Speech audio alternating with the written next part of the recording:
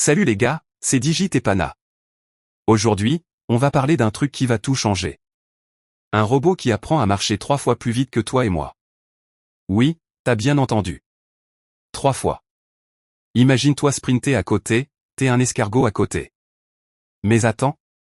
Avant de flipper, faut qu'on pose le contexte. Parce que là, on a deux géants de la robotique qui s'affrontent. D'un côté, Mistral, la pépite française qui fait exploser les codes de l'IA. De l'autre, Boston Dynamics, les rois des robots qui font des flips et des backflips comme si c'était rien. Alors, qui va dominer le game? Qui va révolutionner notre monde? C'est ce qu'on va voir tout de suite. Déjà, faut comprendre que Boston Dynamics, c'est le OG. Depuis des années, ils nous époustouflent avec leurs robots. Spot, le chien robot, qui monte les escaliers, ouvre les portes, fait des trucs de malade. Atlas, leur humanoïde, qui court, saute, fait des saltos. Le gars, il s'entraîne comme un athlète olympique. Mais bon, y a un hic.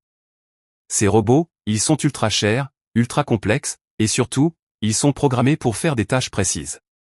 Genre, Spot, va inspecter ce chantier. Point.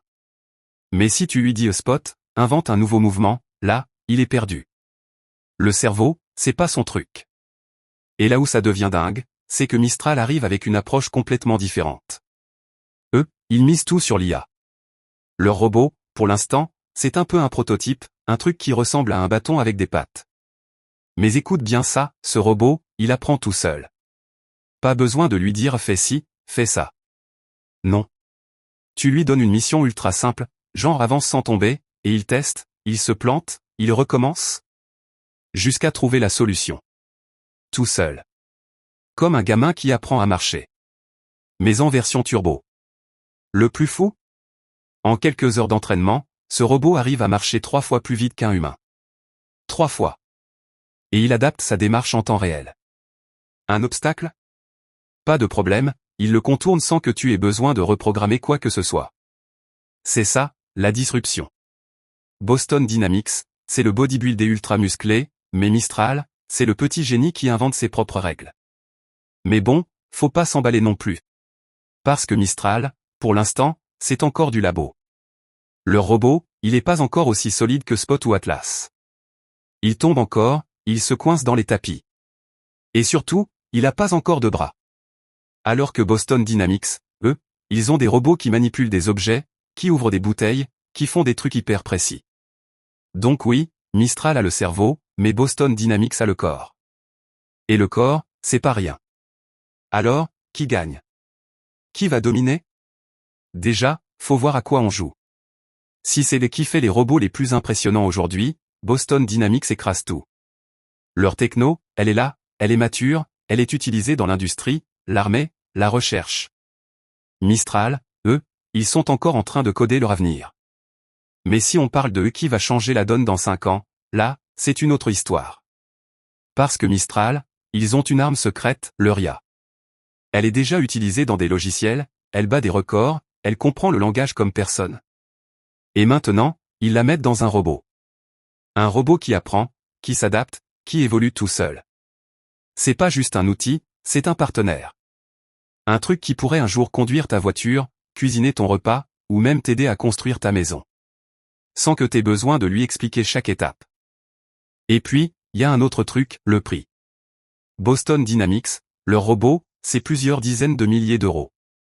Mistral, eux, ils visent large. Leur but, c'est de démocratiser la robotique. Un robot pas cher, qui apprend tout seul, et qui peut être reproduit à l'infini. Là, on parle d'une révolution industrielle. Pas juste pour les riches entreprises, mais pour tout le monde. Mais attends, je vais te donner mon avis perso. Parce que bon, c'est facile de s'emballer. Boston Dynamics, c'est du lourd. Leurs robots, ils font rêver depuis des années. Et Mistral, même si leur approche est hyper prometteuse, ils ont encore du boulot. Leurs robots, il faut qu'ils gagnent en robustesse, en polyvalence. Et surtout, il faut qu'ils prouvent que leur IA peut gérer des tâches complexes dans le monde réel, pas juste dans un labo. Pour moi, c'est pas Boston Dynamics vs Mistral. C'est deux approches qui vont finir par se compléter. Boston Dynamics a le hardware, Mistral a le software. Imagine un robot Atlas avec le cerveau d'une IA Mistral. Là, tu as un truc qui pourrait tout changer. Un robot ultra fort, ultra précis, qui apprend tout seul, qui s'adapte, qui évolue. C'est ça, le vrai game changer. Alors oui, Mistral a un coup d'avance sur l'IA.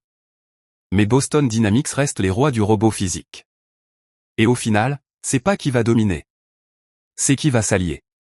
Parce que dans 5 ans, le robot qui va tout écraser, ce sera peut-être un mix des deux. En attendant, reste à l'affût. Parce que ce qui se passe là, c'est pas juste de la tech. C'est le début d'une nouvelle ère. Une ère où les robots ne feront plus juste ce qu'on leur dit. Ils feront ce qu'on leur apprend.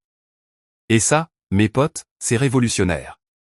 Alors, si t'as aimé ce sujet, like, partage, abonne-toi.